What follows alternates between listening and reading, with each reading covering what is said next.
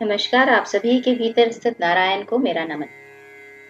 आप लोगों ने बाबा नीम करोली की बहुत सारी कथाएं सुनी होंगी और उन कथाओं को सुनकर आपको ये अंदाजा जरूर हो गया होगा कि उनकी लीलाओं को समझ पाना मुश्किल है। लेकिन जब जब उनकी कथाएं सुनी जाती हैं या कही जाती हैं या उनकी लीलाओं की चर्चा की जाती है तो आनंद बड़ा मिलता है।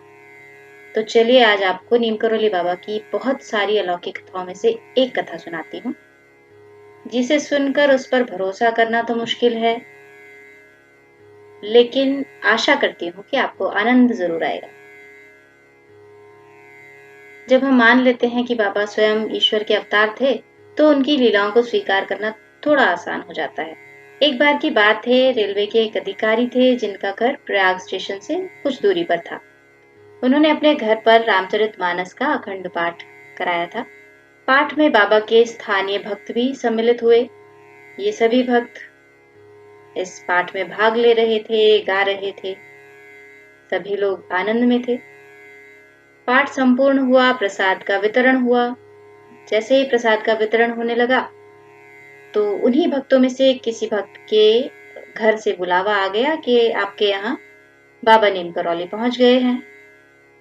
तो सभी लोग वहां से प्रसाद लेते हुए उन भक्त के साथ ही बाबा के दर्शन के लिए पहुंच गए। जो लोग बाबा के साथ पधारे थे, बाबा के साथ सफर करके आ रहे थे, उन्होंने एक घटना के बारे में बताया जिसके कारण वो सभी आश्चर्य में थे। उन्होंने बताया कि जब ट्रेन स्टेशन से लगभग 200 मील दूर रही होगी या उससे कुछ और ज्यादा दूर रही होगी, तो बाबा ने कहा कि खिड़की खोल दी जाए। ट्रेन के डब्बे की, जहां पर बाबा विराजमान थे, वहां की खिड़की खोल दी जाए। खिड़की खोली गई तो बाबा जी के साथ जो लोग सफर कर रहे थे उन्हें सुनाई पड़ा कि कहीं आसपास से रामचरितमानस के पाठ की आवाज सुनाई दे रही है। सबने सोचा कि आसपास किसी जगह, किसी गांव में कोई रामचरितमानस का पाठ हो रहा होगा। ट्रेन चलती रही और बहुत दूर तक ये आवाज वैसी ही आती रही, बिल्कुल भी मंद नहीं पड़ी। तो लोगों को थोड़ा सा आश्चर्य हुआ कि ट्रेन आगे बढ़ती जा रही है, लेकिन रामचरितमानस की आवाज तो वैसे के वैसी ही साथ बनी हुई है। कुछ देर बाद बाबा ने कहा कि अब खिड़की को बंद कर दो। तो भक्तों ने खिड़की बंद कर दी, आवाज भी बंद हो गई। कुछ देर बाद बाबा ने फिर से आदेश दिया कि खिड़की खोल दी जाए। भक्तों ने फिर से खिड़की खोल दी। जब खिड़की खोली तो रामचरितमानस का पाठ फिर से सुनाई देने लगा। फिर से बाबा ने कुछ देर बाद खिड़की बंद कराई तो आवाज फिर से बंद हो गई। बहुत देर तक ये आवाज का खेल चलता रहा। बाबा जी बार बार खिड़की खुलवाते रहे, फिर से सुनाई देती रही पाठ की आवाज और फिर से बाबा जी बंद करा देते थे खिड़की को। तो बाबा का ये खेल बहुत देर तक चला। ट्रेन की यात्रा पूरी हुई। किसी को समझ नहीं आया कि ऐसा कैसे हो रहा है।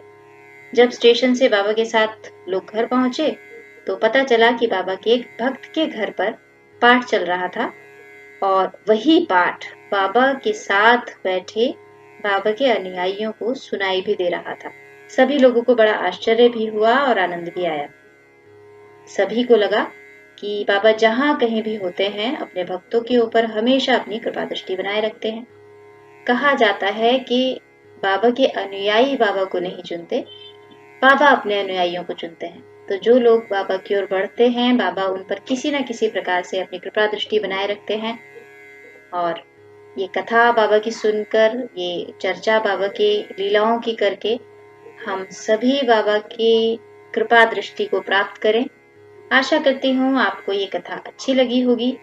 अगर आपको ये कथा अच्छी लगी है, अगर आपके कोई मित्र हैं या परिवारजन हैं जो बाबा के भक्त हैं या जिन्हें इस तरह की बाबा की कथाओं को सुनना अच्छा लगता है, तो उनके साथ इस कथा को शेयर कीजिए, लाइक कीजिए और चैनल को सब्सक्राइब कीजिए। आप सभी के भीतर बैठे नारायण को मेरा नमन।